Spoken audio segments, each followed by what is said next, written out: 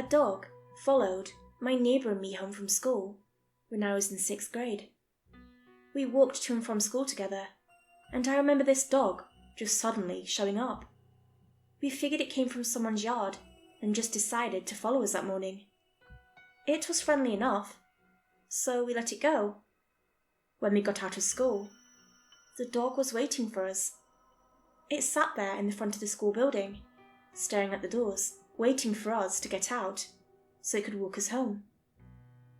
It had matted grey fur, no collar, and blue eyes. I remember looking at the dog's eyes and thinking how odd it seemed that a dog had blue eyes.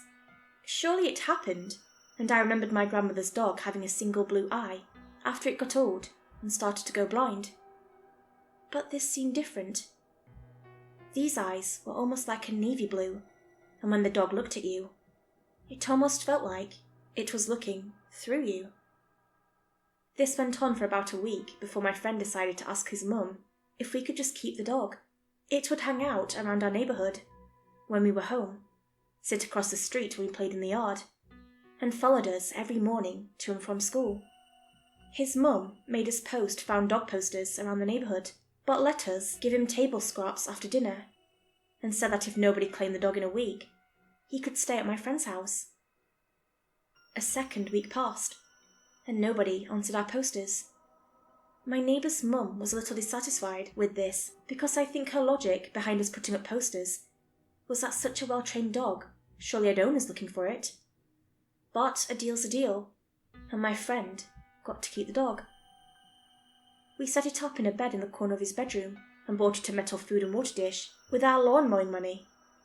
The next morning, I went to pick my friend up for school.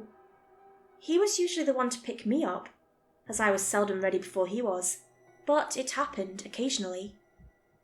I remember knocking on the door and hearing the hollow sound of my fist against the wood, and waiting to hear the movement on the other side. But I was met with nothing but silence. I knocked again, louder this time, but again nobody answered. Finally, I opened the door. I announced myself loudly, and again nothing replied except the deafening silence inside the bowels of the house. I remember feeling the hair on the back of my neck stand on end as I took a step forward and put my backpack down next to the door. I went up the stairs and into the kitchen, where I thought surely I'd find my friend's mother, but the room was empty. The kitchen table was still covered in dinner dishes from the night before. Half-eaten slabs of meatloaf sat cold on plates, as if everyone in the family suddenly forgot about dinner and didn't even bother to clean it up. I went down the stairs to where my friend's room was. The door was ajar, and I noticed a strange smell which grew stronger as I approached. I pushed the door open, not sure what to expect, and recoiled as I saw what lay behind the door. I ran out of the house, forgetting my backpack, and called my mother.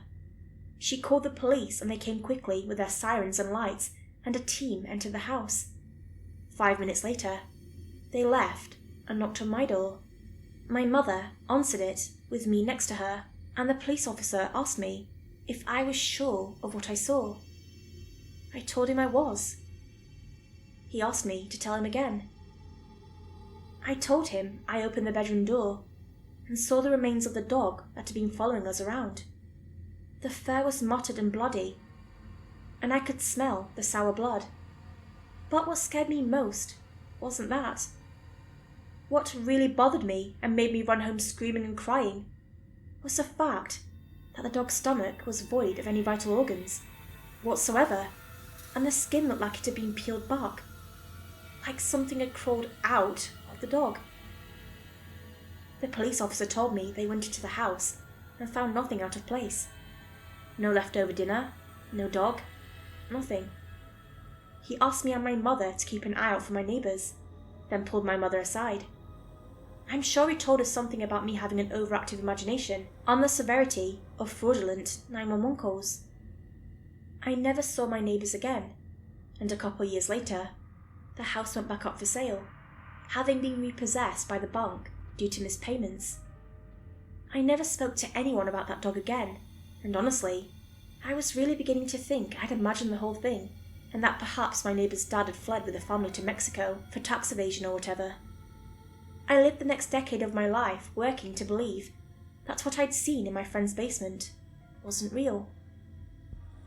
I'm only recording this now, admitting my childhood trauma to the world, because this afternoon my daughter came home from school and told me about this dog with the prettiest blue eyes, who had been following her and her friend around for the past few days.